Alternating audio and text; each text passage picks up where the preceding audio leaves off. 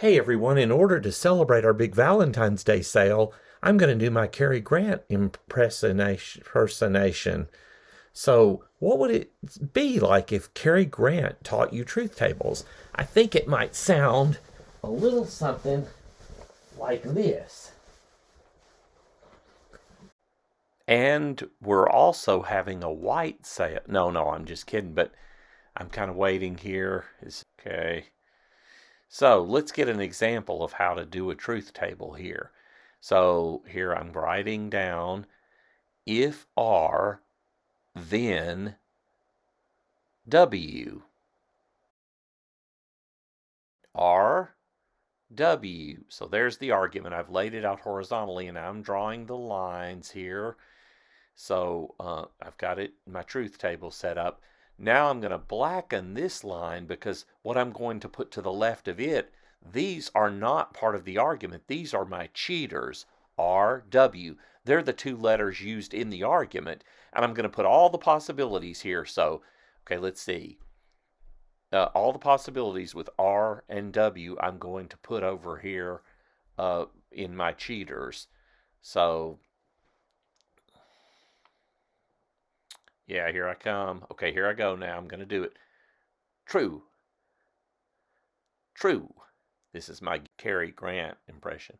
False.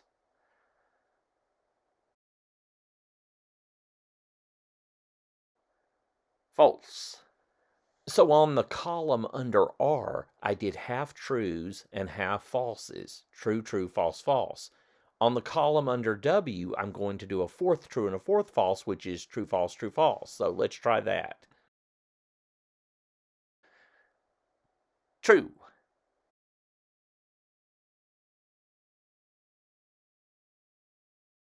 False. See, a fourth true, that's going to be every other one. True, false, true, false. True. False. Thank you. That's my Cary Grant impression. So every possibility is there when it comes to raining and getting wet. The first possibility, it's true that it rains and it's true that we get wet. And the second possibility, it's true that it rains but false that we get wet. The third possibility, it's false that it rains and true that we get wet. And the last possibility, Bunny, is that it's false that it rains and false that we get wet. Gosh, I'm getting better at that.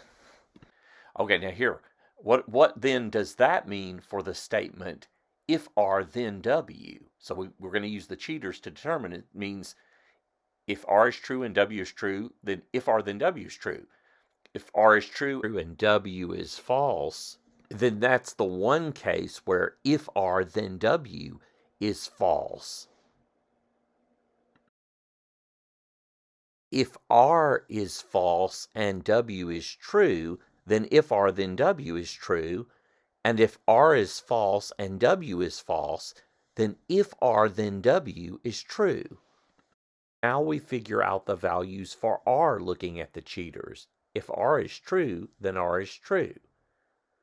Well, you can see what we're really doing is we're just recopying the values for R. True, true, false, false is what R is in the cheaters, so it remains the same in the argument. And the same is the case for W. If W is true, then W is true. If W is false, then W is false. So we're just recopying the cheaters. True, false, true, false. W stays the same. True, false, true, false.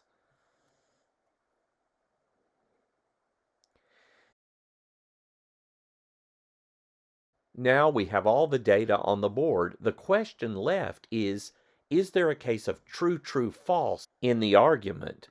So let's get rid of the cheaters so we don't mistakenly think that they are part of the argument.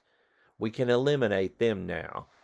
They no longer serve our purpose. So is there a case of, let's see, true, true, true, that proves nothing. False, true, false proves nothing. My word, the only thing that proves anything is true, true, false. true, false, true, false, false, true. They prove nothing, my dear, nothing. True, false, true proves nothing. True, false, false proves nothing. There is not a case of true, true, false, so this argument is valid. It's deductively valid because it's impossible to have true premises and a false conclusion. If R then W, R therefore W, is a deductively valid argument. There's no world in which those premises are true, but the conclusion, W, is false. If it's true that if it rains, then we get wet, and it's true that it rains, then it has to follow, my love, that we get wet. All right, that one wasn't as good. I think I'm losing my mojo here.